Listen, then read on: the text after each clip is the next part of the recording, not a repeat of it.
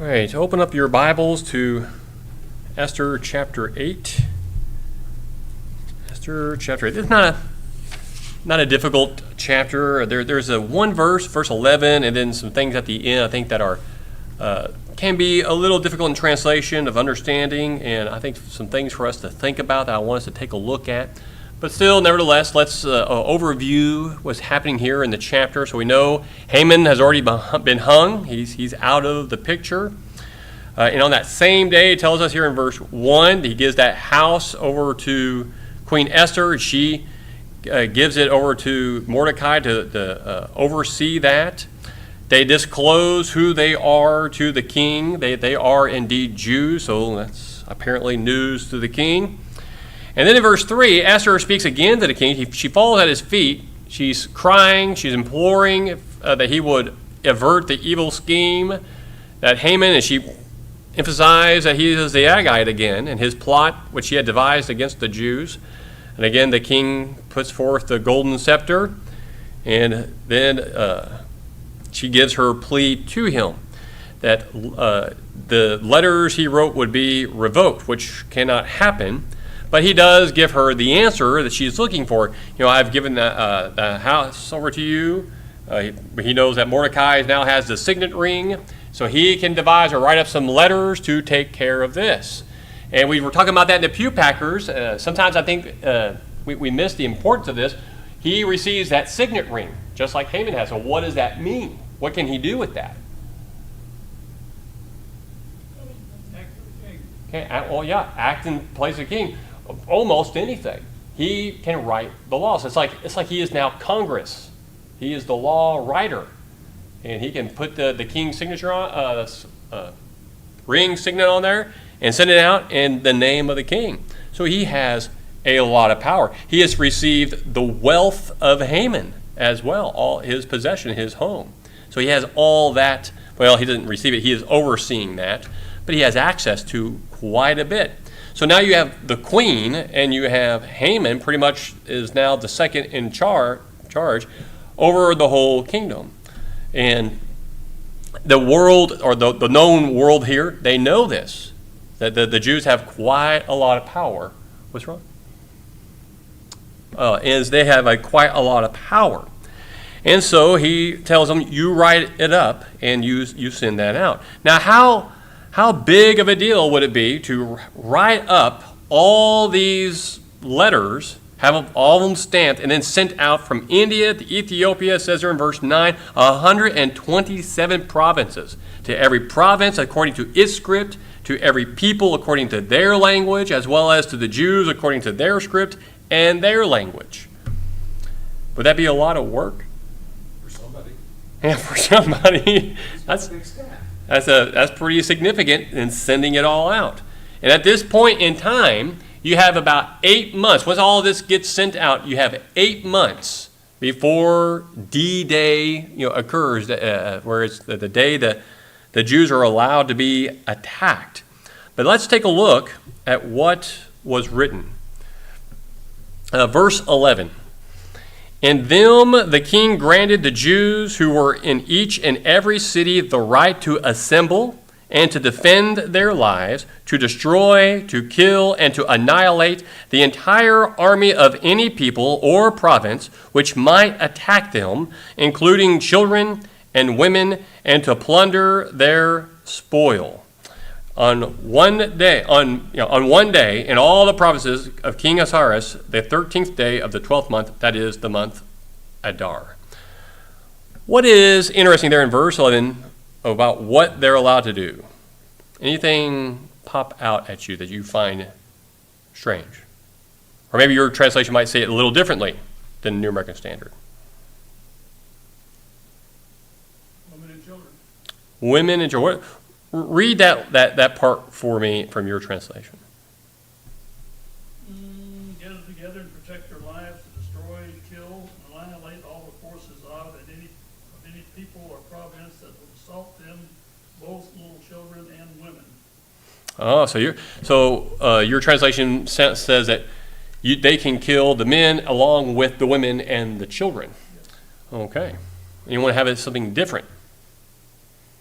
The NIV makes it, I should have brought it up here in front of me. Actually, I think I can, actually. The NIV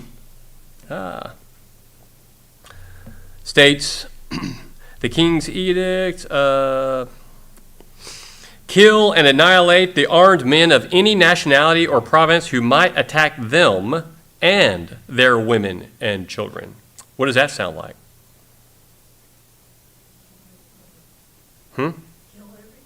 You think it's... No, it's defending your family. It sounds, I think they're trying to say defend family there. The New American Standard, I think, is trying to make it sound like we could almost be either or. When you read theirs, it says to kill and annihilate the entire army of any people or province which might attack them, including children and women. Now, the children and women could be tied to the them, or it could be tied to any people, those attacking. Now, what do you... Linguistically, it makes more sense if it's killing women and children, because the next phrase is, and take their plunder. So it makes more sense for it to be, defend yourself, kill the women, take their plunder. Okay. Anyone read ahead to chapter 9? Because who do they kill? Only the men. And do they take the plunder? No. They do not. Not all. It specifically mentions people who don't. That doesn't say everybody doesn't. Now, that's true, but it does not, we don't see anywhere where they killed the women and children. In other places of the Bible, when God tells them to kill everyone, including the women and the children, and it gets to the point where they actually do it, it states who they killed. They killed everyone. This isn't God. Well, no, it may not be, but it is God, I think, working providentially, and I think we are given exactly what they did. Now, again, verse 11, this is the difficulty. The translators have a hard time knowing what's here. The New American Standard, as in including children and women, the word including is not in the Hebrew. So if you take that out, it would just simply say, of any people or province which might attack them, children and women. So it would be them, comma, children, comma, and women, which would group that as all the Jews. And I think that's what it is. Defending yourself. Otherwise, you're assembling and defending yourself in that law. But that's just my opinion on that. It's a difficult verse, difficult passage. Any other comments, Larry? It also says they're permitted to, didn't say they have to. That's right. It didn't say they have to do any of this. Correct. It says they are permitted to defend themselves, basically. And the key there is defend themselves. Okay. Because the King James, by the way, makes it sound like it's kill women and Yeah, children. most of them do say that. They think it's that. And would that be wrong? If the women and children were attacking them, it wouldn't be. Because they would have to defend themselves. Yeah. How often do you see, and that's another argument to it being the Jews, because how often do the women and children go into the war and fight, especially in that time? It's like the others didn't get the memo. Others? Okay, you get the Jews who, okay, we're going to be slaughtered by these people. And then Mordecai writes his letter. Apparently, the other guys didn't know they could defend themselves. Oh, no, we're going to talk about that also. And we'll see that in chapter 9. I think there's a lot of people who are like Haman. They did not like the Jews. Or maybe they saw the wealth that they did have, and they wanted that wealth. And they thought, well, if we can gather together and kill some of these guys, we can take their stuff. I wonder when that stopped. Yeah. When did that stop? It did not. So, but we'll look at that a little closer when we get to chapter 9. I forgot to tell Pew Packers, the next week, we're not going to do all of chapter 9, if there are any Pew Packers watching online. We're going to do verses 1 to 17, and then we'll do the second half of that along with the last chapter at the end for the next one. 4 verses of the last chapter. Yeah, the last chapter is so big. So, we already discussed whether or not it was ethical for Mordecai to give Jews. Well, actually, let's talk about that a little bit. Was it ethical for Mordecai to give the Jews the authority to kill and then to loot? Was that ethical? It's not unusual. Okay, not unusual, because we see that God giving those commands as well in other places. Although Jim already pointed out, God did not seem to come down and give them a revelation on this. They made this decision, it seems to be, on their own. But did they have the authority to make that decision? They did have that authority. God gave that authority to the governments, and the government gave them Mordecai the signet ring, and he wrote it out. So he had that authority given to the king and given to him, and that was all given by God. Practically speaking, where would you draw the line? Well, I think the line was drawn in the letter. In defense, they could not go out and kill anybody, even if they thought that person doesn't like me. They could only defend themselves. So someone attacked them, then they could kill them and take their loot. And then, as you were pointing out, we know that in the capital, they did not loot. They killed, but they didn't take anyone's stuff that we can see. Again, I'm going to say that's just odd, and we can know about it next week. But at the end of this chapter, we see the capital was very happy with the news. So you'd think that the idiots who attacked and got themselves murdered in the next chapter were just idiots, because everybody was against them, it seems like. Well, it seems like, when you have Mordecai, now second most powerful man, who's a Jew, and the queen, who is also a Jew, you may not want to engage in this, but you did have the backing of law that would hold you up in this. And everyone seemed to respect the law there at that time. So on that one day, they could do this. And looks like some were opportunists and tried to take advantage of those opportunities. You never know. Why do people do the things they do today? Some people just don't think things all the way through. Interesting question, no matter what's happening right now in Israel.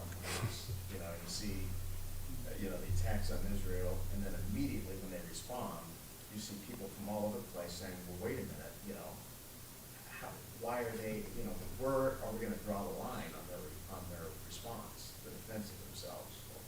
And so that question is already being asked, and it just started. Yeah. Yeah, I talked to Mick about this a little bit, and I'm hesitant to get into it because I admit I'm a little hot-headed on it, and if I get too much into it, I'm probably say something I'd regret. No, but it's just interesting that it's the exact same. Yeah, we're talking about, here. looking at all these thousands. How dare you defend yourselves? But it is. I'm with Jim. It is surprising to me that these 75,000 would actually go out and give it a try. My first thought in my mind would be, all right, if I kill them, I wonder what the queen would think. What would the king think? And that's just not going to go over well. And we already know how most of the capital felt about this. They were confused by the order in the first place. When I was working on this, I had a list. I don't have it here in front of me. I decided not to put it up, but all the times a nation tried to wipe out the Jews, every time. And in the end, are the Jews wiped out? And what happens to those who went after them? Well, it seems the people who tried to take out the Jews end up being the ones who get it in the end. I'm not saying that they are God's chosen people still today. I do not believe that God is still going to use Israel in some way in the future, as many think. But I do find it interesting that all throughout the ages, the Jews always manage to come out on top when these situations come up. Not that they come out doing great. It never goes well. But in the end, it does seem that it does lean better in their favor toward the end.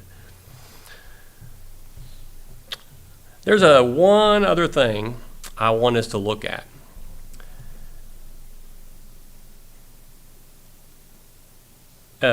Ever since the fall of Adam, what law was in place? What law came into place when Adam and Eve fell? Yep, the law of sin and death. What could we do about that law? Nothing. That was it. Man, we were just sitting here waiting for it to come. There's nothing we could do until when? Till God sent his son. And what did he bring? Yeah, a new law. He brought us the royal law of love. And in him, we would find that salvation. I find parallels in some of these things here in the book of Esther. Satan has been our accuser. Sinner, he deserves to die. Look at these sinners. And he's always accusing us. And the law of sin and death, the law cannot be revoked. You must abide by it. And that's true. But then a new law comes. Doesn't take away the law of sin and death, but it's a new law, that in this law we find salvation. Isn't that exactly how Esther plays out? You have the accuser, Haman. He puts out this law. It cannot be revoked until another law comes. And that law is what that says. It's not necessarily the salvation. It gives them the opportunity to defend themselves. They had to make a choice to do that. They didn't have to do it, but they had the choice. Just like today, right? It's exactly like that. And I wonder if that's one of the reasons why God put this here, for us to see these things of what's to come for all humanity. Interesting parallel. Timeline question again. This is where, are people back rebuilding Jerusalem at this point? Oh yeah, they're heading back. There's a rebuilding already occurring. There's a group already back. But not the majority. No. Okay. So anyway, think about that. Read ahead in chapter 9. We have a lot to discuss, and think about some of the things that Jim was bringing up there, and about the 75,000, and we'll look at some of the logistics on that. And again, we're going to do verses 1 through 17 next week for Pew Packers. Any other comments? Any other questions about Esther chapter 8?